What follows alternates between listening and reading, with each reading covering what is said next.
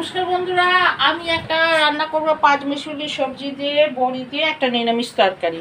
প্রথমে বড়িটাকে তেল গরম হচ্ছে ভাজতে দিলাম, ভেজে তুলে নেব। ভাজা হোক, বড়িটা ভাজা হয়ে গেল, এবার তুলে নেব।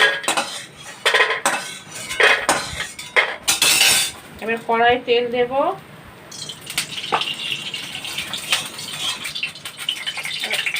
পাঁচ ফোড়ন দেব, লঙ্কা ফোড়ন দেব। এই ফোড়নটা হোক, ফোড়নটা হয়ে গেছে। এবার পটল আর আলুটাকে ভাজতে দেবো, লাল ভেজে নেবো, নিয়ে তারপরে আবার সবজি দেবো। এবার কুমড়ো ডাঁটা দিয়ে আবার ভাজবো, একটু নুন দিয়ে দেবো।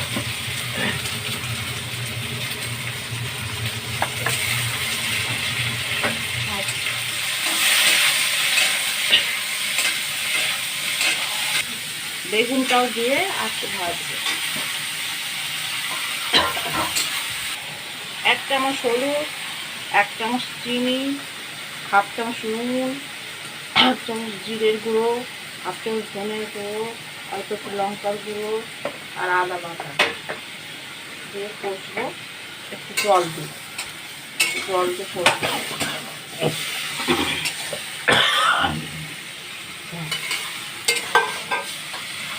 কষা হয়ে গেছে, এবার অল্প একটু জল দিয়ে চাপা দিয়ে দেবো। চাপা দেব,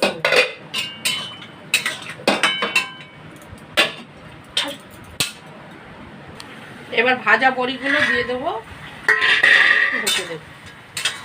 বড়িগুলো